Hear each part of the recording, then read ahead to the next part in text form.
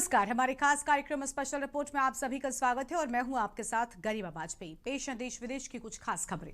सबसे पहले बात देश के ग्रोथ इंजन यूपी और सीएम योगी के प्रगतिशील कदमों की।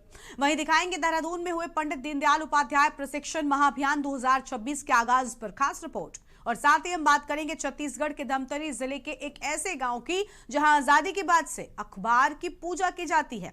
और चलते चलते बात होगी उत्तर प्रदेश के बरेली में पलायन की सुगबुगाहट के बीच सांप्रदायिक सौहार्द की दरकती नींव की। तो चलिए अब खबरों में चलते हैं विस्तार से।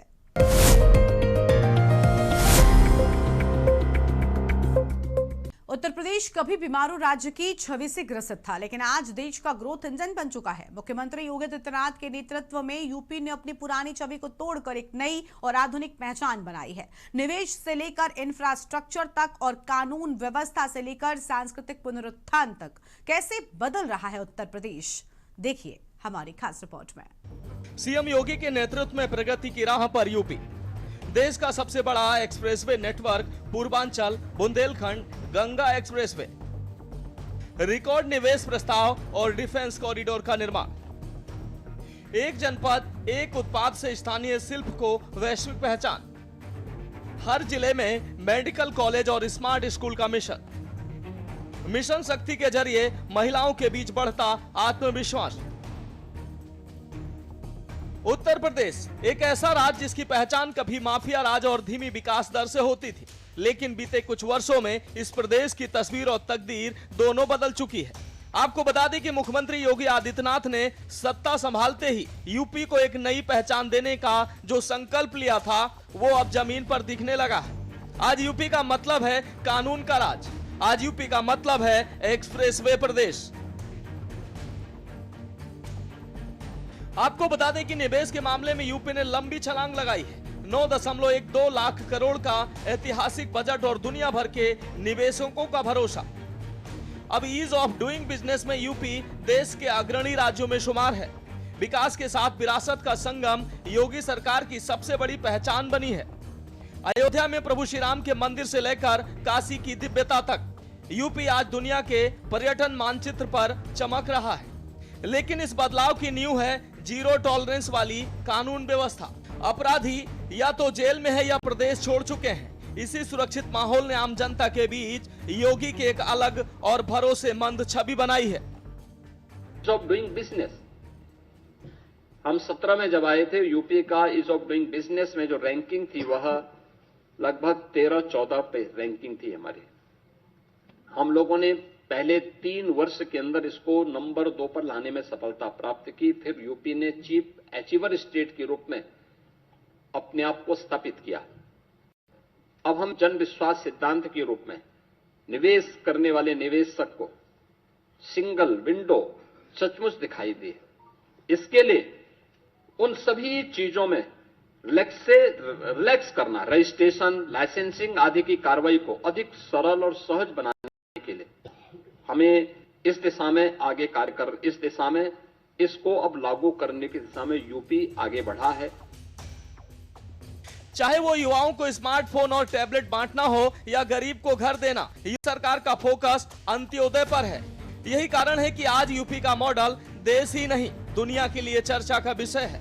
साफ है कि योगी आदित्यनाथ ने अपनी कार्यशैली से जनता के बीच ये भरोसा पैदा किया कि अब उत्तर प्रदेश रुकने वाला नहीं है।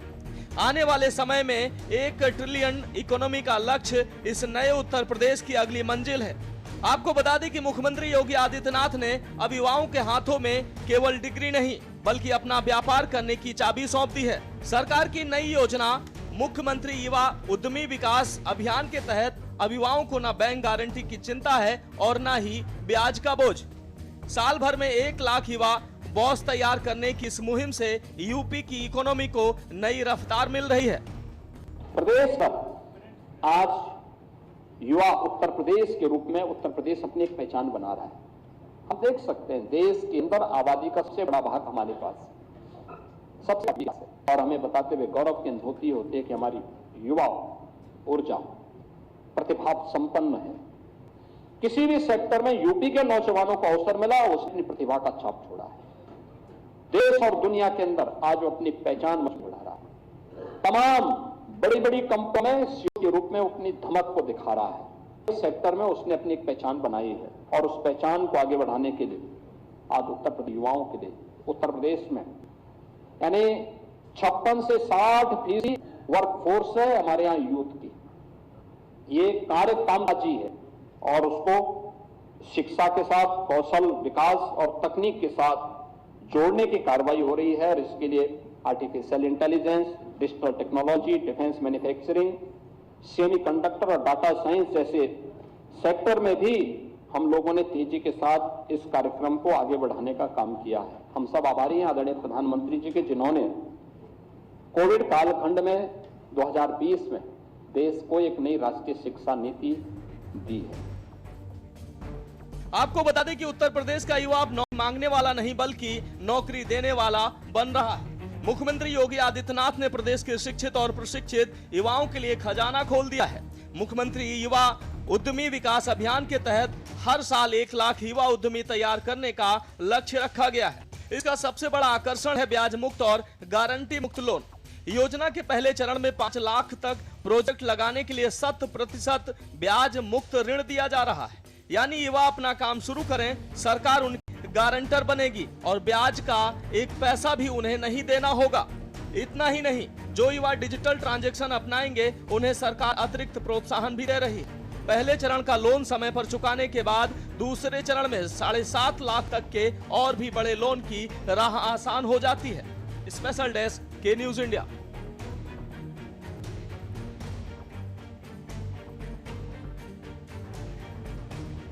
उत्तराखंड में चुनावी रणभेरी बजने से पहले भारतीय जनता पार्टी ने अपने संगठन को धार देना शुरू कर दिया है। राजधानी देहरादून में पंडित दीनदयाल उपाध्याय प्रशिक्षण महाअभियान 2026 का भव्य आगाज हुआ। इस अभियान के जरिए न सिर्फ कार्यकर्ताओं को जीत का मंत्र दिया गया, बल्कि अंत्योदय के विचार को घर घर पहुंचाने की रणनीति भी तैयार की गई। ये रिपोर्ट देखिए। देहरादून में बीजेपी का प्रशिक्षण महाअभियान, पंडित दीनदयाल उपाध्याय प्रशिक्षण महाअभियान 2026 का आगाज। चुनावी तैयारियों को लेकर बीजेपी ने कसी कमर। सीएम धामी ने कार्यकर्ताओं को दिया जीत का मंत्र।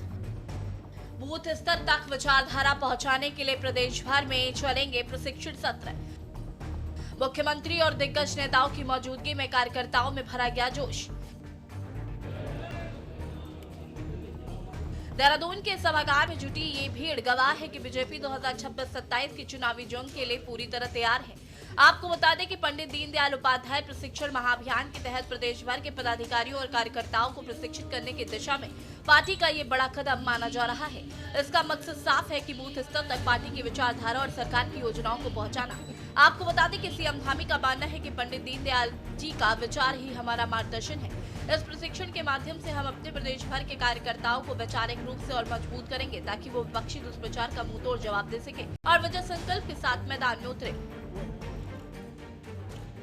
आज पूरे प्रदेश के लिए, जो आगे पूरे प्रदेश में सभी कार्यकर्ताओं का, जनप्रतिनिधियों का और जो हमारे पदाधिकारी हैं प्रदेश के मंडलों के, बूथों के, शक्ति केंद्रों के, उन सभी का प्रशिक्षण हो। रीति नीति पद्धति भारतीय जनता पार्टी किस प्रकार से काम करती है, राज्य सरकार, केंद्र सरकार, आदरणीय प्रधानमंत्री मोदी जी के नेतृत्व में जिस प्रकार से नए नए इतिहास रचे जा रहे हैं, नए नए डेवलपमेंट हो रहे हैं, और एक हमारी पार्टी की वैचारिक जो सोच रही है, वैचारिक प्रतिबद्धता रही है देश की आज़ादी से लेकर अब तक, तो प्रशिक्षण के हमारे अभियान चलते हैं। उन्हीं अभियानों के लिए आज यहाँ पर पूरे प्रदेश की कार्यशाला आयोजित की गई है और इस कार्यशाला के माध्यम से अब जिलों में भी इस प्रकार के कार्यक्रम होंगे। जिलों में प्रशिक्षण के कार्यक्रम होंगे, मंडलों में होंगे, और सभी जो हमारे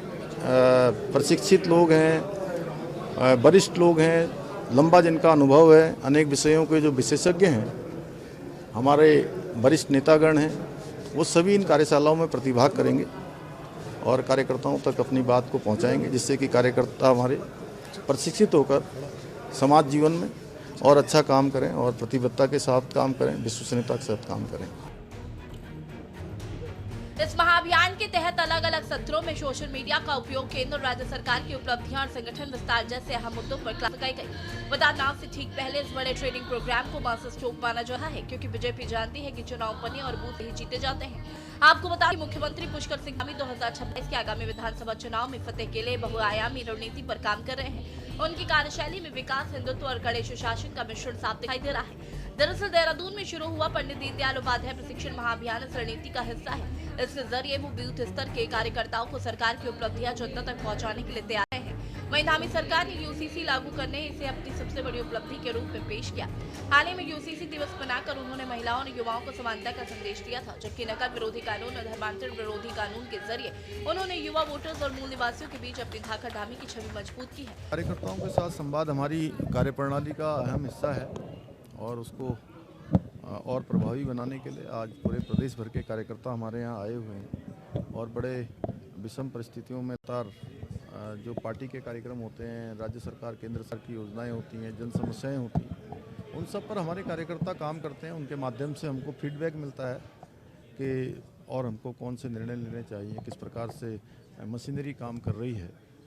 तो देश काल परिस्थिति के अनुसार जो कार्यकर्ताओं की राय आती है उसके अनुरूप हम लोग काम करने में और अच्छा होगा। लैंड जिहाद और अवैध अतिक्रमण के खिलाफ चलाए गए अभियान को वो चुनावी रैलियों में प्रमुखता से उठा रहे हैं, ताकि सांस्कृतिक पहचान के मुद्दे पर वोट बैंक को साधा जा सके।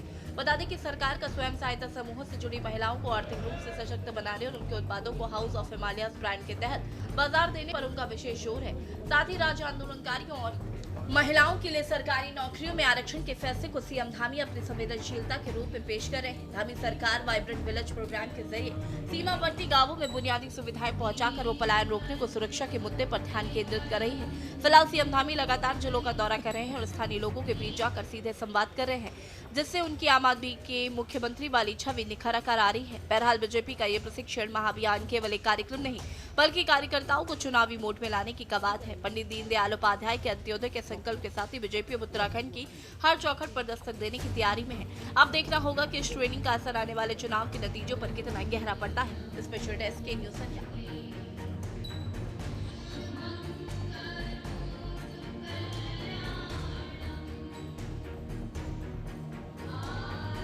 वक्त हो चला है एक छोटे से ब्रेक का।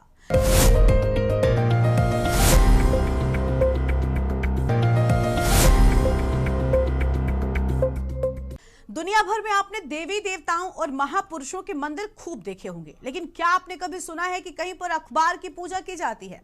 जी हां, छत्तीसगढ़ के धमतरी जिले में एक ऐसा गांव है जहां पिछले 80 सालों से अखबार को मंदिर में रखकर पूजा जा रहा है। आखिर क्या है इसके पीछे की कहानी और क्यों ये गांव पूरे विश्व को सत्य का संदेश दे रहा है, देखिए हमारे इस खास रिपोर्ट में। हम आपको दिखा रहे हैं एक ऐसी रिपोर्ट जो एक ऐसे गांव के बारे में है जहां है अखबार का मंदिर और पिछले 80 सालों से लोग यहां पर अखबार की पूजा कर रहे हैं। आप चौंक गए ना? चौंकिए मत, ये गांव है देश के मध्य में स्थित छत्तीसगढ़ राज्य के धमतरी जिले में। धमतरी जिले के गंगरेल बांध से सटा ये गांव है सटियारा। हाल के सालों में मीडिया की विश्वसनीयता पर कई प्रकार के सवाल खड़े होते रहे हैं। मीडिया को कटघरे में खड़ा किया जाने लगा है, लेकिन ये ऐसा गांव है जहां मीडिया की पूजा होती है। आपको बता दें कि गंगरेल बांध के खुशनुमा मुहाने पर प्रकृति के अप्रतिम सौंदर्य की चमक बिखेरती ये जगह आपका मन मोह लेगी। एहसास होगा कि आप समंदर के किसी द्वीप के तट पर हैं। यहाँ जाने के लिए एकमात्र रास्ता सड़क मार्ग का सफर है। रायपुर से यहाँ जाने के लिए आपको सबसे पहले 80 किलोमीटर तक सड़क मार्ग के जरिए धमतरी पहुँचना होता है। यहाँ से आप 2 रास्ते में से एक रास्ता चुन सकते हैं। पहला रास्ता धमतरी से रुद्री होते हुए मडम सल्ली पार करते हुए गंगरेल बांध की मुहाने तक पहुँचने का है। उसके आगे करीब 7 किलोमीटर का सफर नाव के सहारे तय करना होता है। दूसरा रास्ता धमतरी जगदलपुर मार्ग पर चारामा से कटता है, जहां से करीब 37 किलोमीटर का सफर तय करके सीधे सटियारा गांव पहुंच सकते हैं। इस मार्ग पर आपको अंत में कुछ ऊंची घुमावदार घाटियां और जंगलों से होकर गुजरना पड़ता है, जो आपकी इस यात्रा को और रोमांचक बना देता है। आज के दौर में संचार के साधनों के कई माध्यम अखबार, टीवी, मोबाइल, रेडियो, कंप्यूटर, ये उस जमाने में लोगों के लिए किसी किस्से कहानी की तरह लगते थे। देश में आजादी के लिए लोग संघर्ष कर रहे थे। अखबारों की बड़ी भूमिका थी। क्रांतिकारी स्वतंत्रता सेनानी से लेकर गांधी के मार्ग पर चलने वाले स्वतंत्रता सेनानियों के बातें कुछ गिने चुने अखबारों के जरिए ही लोगों तक पहुँचती थी। उस दौर में Bengal gazette, Kesari, Vande Mataram, Bombay chronicle, young India, Navbharat जैसे प्रमुख अखबारों की मुख्य भूमिका थी। आज की तरह आधुनिक प्रिंटिंग प्रेस नहीं थे।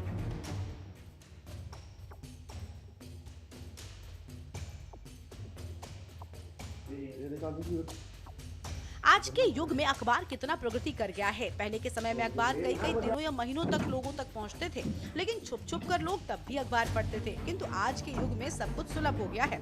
सटियारा गांव में इस मंदिर की नींव कुछ ऐसे पड़ी। दरअसल 15 अगस्त 1947 को देश आजाद हुआ था, पर सटियारा गांव जंगलों के बीच था और इन्हें देश की आजादी की खबर करीब 1.5 महीने बाद देश नायकी अखबार के जरिए मिली। गाँव वालों के लिए अखबार की खबर केवल खबर नहीं थी, बल्कि भारत आजाद होने की जानकारी थी। आजाद भारत का उदय हो जाना था।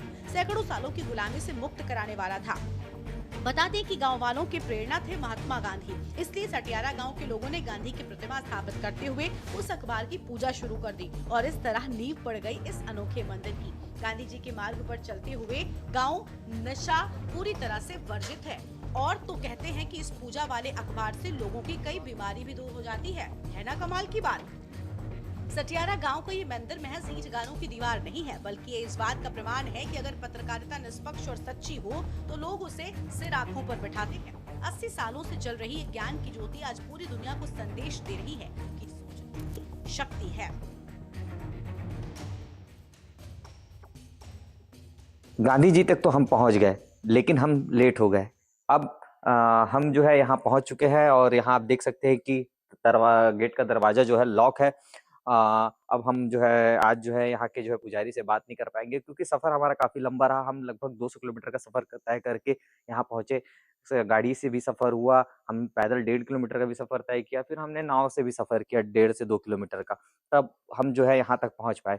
लेकिन आज जो है हम यहाँ के पुजारी से नहीं मिल पाए, क्योंकि पुजारी जी जा चुके हैं। तो हम जो है नेक्स्ट टाइम बिल्कुल आपको पुजारी जी से भी मिलाएंगे। ये वही मंदिर है जहाँ अखबार की पूजा होती है, अखबार को दैव रूप में माना जाता है। लेकिन जब हम इस क्षेत्र में पहुंचे तो हमें इस क्षेत्र में जो है ऐसे क्षेत्रों के जो विकास की जो बातें हैं, इस क्षेत्र का जो दर्द है, वो हमें जो है बेहतरीन तरीके से देखने को मिला। जी, जहाँ जो है अखबार की पूजा होती है, उन्हीं अखबारों से इन क्षेत्रों के जो है लोगों की जो बात है, वो आज की जो है अखबारों में नहीं मिलती। सवाल जो है मीडिया से भी है, सवाल जो है नेताओं से भी है, सवाल जो है प्रशासनिक सिस्टम से भी है कि आखिर प्रशासन के अखबार में जो है इन क्षेत्रों के विकास की बातें और इन क्षेत्रों के दर्द के लिए जो है कब जो है मुहिम चलाई जाएगी और इन क्षेत्रों का विकास होगा। धमतरी से चुनेश साहू और कैमरा सहयोगी शैलेन शर्मा के साथ समीर दुबे, के न्यूज इंडिया। उत्तर प्रदेश के बरेली में एक बार फिर से सांप्रदायिक सौहार्द की नींव दरकती नजर आ रही है। मुद्दा है एक निजी मकान जिसे मस्जिद में तब्दील करने का आरोप है। मामला इतना गर्मा गया है कि दशकों पुराना वो लिखित समझौता टूट चुका है, जिसने अब तक इलाके में शांति बनाए रखी थी। अब आलम यह है कि हिंदू पक्ष के लोगों ने अपने घरों के बाहर पलायन के पोस्टर चस्पा कर दिए हैं। क्या है ये पूरा विवाद और क्यों सुलझाने के बजाय उलझती जा रही है बरेली की ये गुत्थी, देखिए इस खास रिपोर्ट पर। बरेली में मकान बिकाऊ के लगे पोस्टर, निजी मकान में नमाज और मस्जिद बनाने का आरोप, दशकों पुराने नो रिलीजियस कंस्ट्रक्शन एग्रीमेंट का उल्लंघन, हिंदू परिवारों के द्वारा सामूहिक पलायन का अल्टीमेटम, वर्तमान में कोर्ट के अधीन मामला। बरेली जिले के विरासतगंज थाना क्षेत्र का मोहम्मदगंज गांव इन दिनों सुर्खियों में है। दरअसल एक बार फिर से घर को अस्थायी मस्जिद बनाकर सामूहिक नमाज पढ़ने का मामला सामने आया है। ग्रामीणों का आरोप है कि पहले भी 16 जनवरी को यही मुद्दा विवाद का कारण बना था, लेकिन प्रशासन ने कोई ठोस कार्रवाई नहीं की। ग्रामीणों के अनुसार गांव के लगभग 200 परिवारों ने नाराजगी जताते हुए पलायन की चेतावनी दी है। सनसनी इस बात की फैली है कि गांव के सभी हिंदू परिवार पलायन को मजबूर हैं। ग्रामीणों ने अपने घरों के बाहर चौक से लिख दिया है कि ये मकान बिकाऊ है। बता दें कि बरेली का ये इलाका इन दिनों छावनी में तब्दील है। दीवारों पर चस्पा ये पोस्टर किसी प्रॉपर्टी सेल के विज्ञापन नहीं, बल्कि एक समुदाय के गुस्से और डर की गवाही है। आरोप है कि एक रिहायशी मकान में अवैध रूप से नमाज पढ़ने और उसे मस्जिद का स्वरूप देने की कोशिश की जा रही है। हमारी सुन नहीं रही है किसी भी हाल में, और इन पे कड़ी से कड़ी कार्रवाई की जाए और उस मकान को तुरंत तोड़वाया जाए तत्काल। इनने मदरसा का रूप उसी को दे रहा है जो मदरसा कह रहा है तुम्हें दे दिया जाएगा, उसको पलायन कर देंगे। क्या करें, सुन ही नहीं रहा कोई हमारी।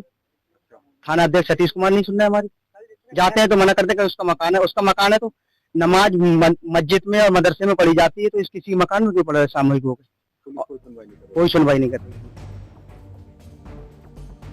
स्थानीय लोगों का दावा है कि दशकों पहले दोनों समुदायों के बीच एक लिखित समझौता हुआ था। शर्त ये थी कि इस रिहायशी इलाके में कोई नया धार्मिक स्थल नहीं बनाया जाएगा, लेकिन हिंदू पक्ष का आरोप है कि दूसरे पक्ष ने गुपचुप तरीके से मकान के अंदर धार्मिक गतिविधियां शुरू कर दी, जिससे समझौते की मर्यादा टूट गई। विशारदगंज प्रकरण में पुलिस और प्रशासन की संयुक्त टीम बनाई गई है, सीओ और एसडीएम के नेतृत्व में, जो सभी पक्षों से वार्ता करेंगे और विधिक प्रक्रिया का अनुपालन सुनिश्चित कराएंगे। मौके पर शांति व्यवस्था कायम है, पलायन जैसी कोई स्थिति नहीं है, फिर भी सतर्क दृष्टि रखी जा रही है। हिंदू समुदाय के लोगों का कहना है कि मुस्लिम समुदाय के लोग उन्हें परेशान करते हैं और घरों में इकट्ठे होकर सामूहिक नमाज अदा करते हैं। इतना ही नहीं, गाली गलौज करते हैं, गंदा पानी भी डालते हैं। हिंदुओं ने फायरिंग का भी आरोप लगाया है। बता दें कि करीब 1200 वोटरों वाले इस गांव में जहां 65% हिंदू और 35% मुस्लिम आबादी रहती है, बहरहाल अचानक आई इस दरार ने प्रशासन की नींद उड़ा दी है। हिंदू समुदाय का आरोप है कि उन्हें अपने ही घर में बेगाना महसूस कराया जा रहा है, जबकि मुस्लिम पक्ष ने इसे इबादत के अधिकार से जोड़कर देखा है। हिंदुओं का कहना है कि हर जुम्मा को लोग इकट्ठा होकर नमाज अदा करते हैं, जबकि पुलिस प्रशासन की ओर से नमाज के लिए मना किया गया है। आपको बता दें कि ये विवाद अब सिर्फ मकान का नहीं बल्कि साख और आस्था का सवाल बन चुका है। एक तरफ कोर्ट की सुनवाई का इंतजार है, तो वहीं दूसरी ओर सड़क पर बढ़ता आक्रोश प्रशासन के लिए सिरदर्द बना हुआ है। सवाल ये है कि क्या प्रशासन वक्त रहते इस समझौते की साख बचा पाएगा या फिर ये पलायन की चेतावनी हकीकत में बदल जाएगी। स्पेशल डेस्क के न्यूज इंडिया।